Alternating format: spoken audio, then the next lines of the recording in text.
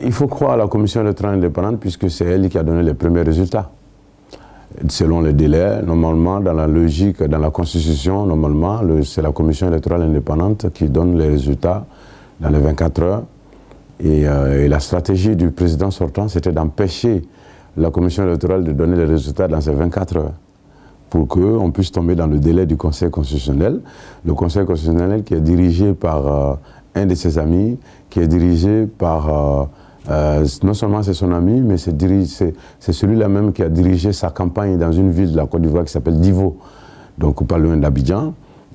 Donc voilà, ce sont l'un de ses directeurs de campagne qui est président du Conseil constitutionnel. Donc du coup, le gars n'allait pas annoncer le résultat contre sa victoire. On parle de l'ingérence de la communauté internationale aujourd'hui. Mais la communauté nationale, elle s'est ingérée depuis les préparatifs des élections, depuis le début du processus électoral. Il y a des accords qui ont été signés pour que la commission internationale arbitre ces élections. Les membres du Conseil constitutionnel ont été choisis par Laurent Gbagbo, à commencer par le président.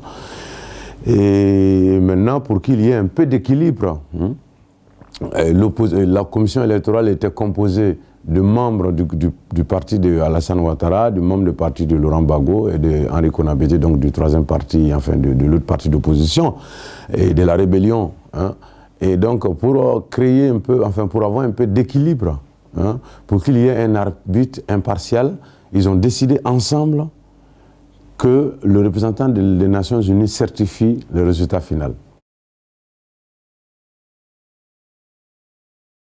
Je vais vous donner un exemple. Si vous donnez aujourd'hui la seule télé qui marche en France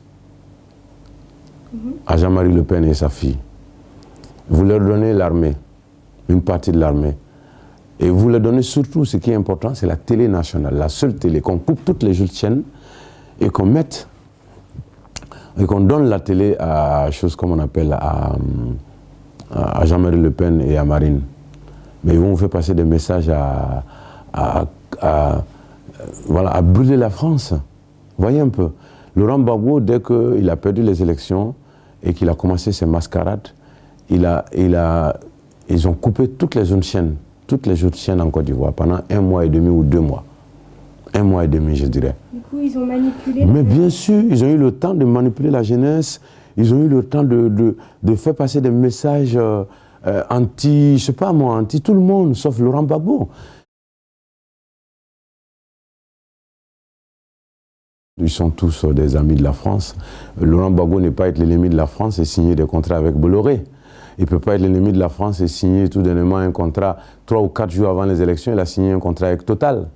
Il ne peut pas être l'ennemi de la France et avoir beaucoup d'amis parmi les socialistes, Guy Laberty, André Emmanueli, etc. sont ses amis. Donc voilà, il ne faut pas en vouloir à Alassane, si lui aussi il a des amis.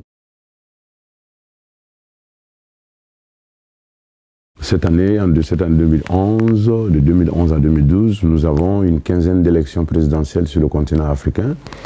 Si les présidents sortants ont la possibilité de s'accrocher au pouvoir parce qu'ils ont l'armée et la télévision nationale, mais les autres vont faire la même chose. Hein. En Centrafrique, bientôt, le même scénario va se passer. Dans d'autres pays.